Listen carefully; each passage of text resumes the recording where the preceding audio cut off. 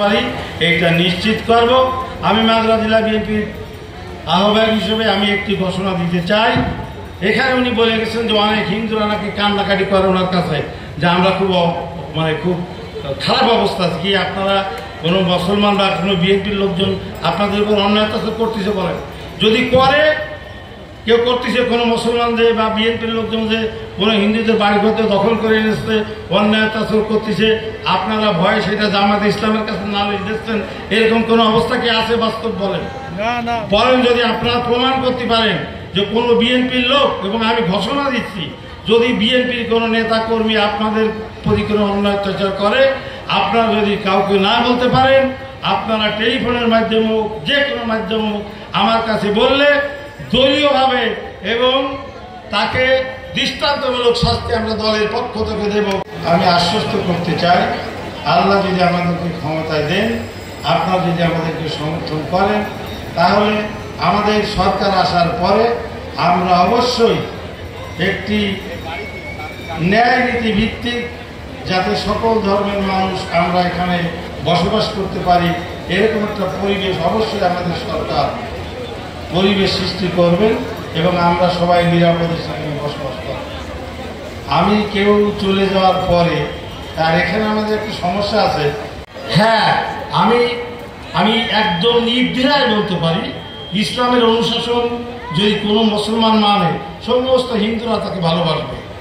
ইসলামে একটি আছে, আমাদের একটি কি বলে আয়াত না,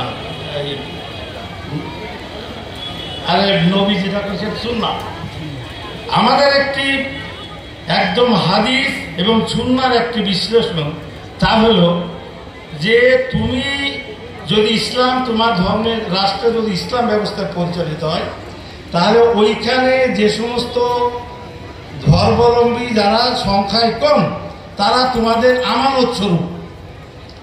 আমানত হলো মুসলমানের জন্য এমন একটি বিধান যে আমি যদি এইটা কারোর কাছে আমানত রাখি, 100 মনে করেন আমি এইটা বাদ দেব, আমি 500 টাকা যে কোনো ভাইয়ের কাছে আমানত রেখে গেলাম, আমি যদি 20 বছর পরেও আসি ওই 500 টাকা ওই অবস্থায় আমাকে ফেরত দিতে হবে। আপনি মনে করেন যে খরচটা আমি বলতাম, উনি একটি কোরআনের অপব্যাখ্যা করে চলে গেছেন। না, এটা কিন্তু ঠিক না। লাকুম দীনুকুম ওয়ালিয়া দিন, এইটা কোরআনের একটা আয়াত, কিন্তু একটি পর্যায়ে যে এইটাকে স্থগিত করা হয়েছে, এই স্পিড এখন মুসলমানের কোরআনের যেটা বলা আছে এই স্পিডটা কিন্তু এখন নাই। উনি শেখ হাসিনার মতো ওই বক্তৃতাটা দিয়ে সস্তা ভোট ভিক্ষা করে চলে গেছেন, এইটা আসলে ঠিক না। ইসলামে কিন্তু স্পষ্ট কথা, ইসলাম ধর্মকে আর আমাদের ধর্মে শেষ হযরত মুহাম্মদ মুস্তাফা সাল্লাল্লাহু আলাইহি ওয়াসাল্লামের বিদায় হজে বলে গেছেন যে ইসলামকে মানব জাতির ধর্ম হিসেবে আমি মনোনীত করলাম, এটা আল্লাহর কথা। তা আমি যদি ইসলাম ধর্মাবলম্বী হই, অবশ্যই আমার বিধান ওই রাস্তায়, আমি যদি রাষ্ট্রীয় ক্ষমতায় যাই, আমার বিধান ইসলামী বিধান ওই রাস্তায় পরিচালিত থাকবে, এইটা হলো বাস্তবতা। এবং ইউ হ্যাভ মানে কি বলবো, আমি বলতে চাচ্ছি যে মানে আপনাকে অবশ্যই ওই রাষ্ট্রে বসবাস করতে হলে ইসলামী অনুশাসন মেনেই আপনাকে বসবাস করতে হবে।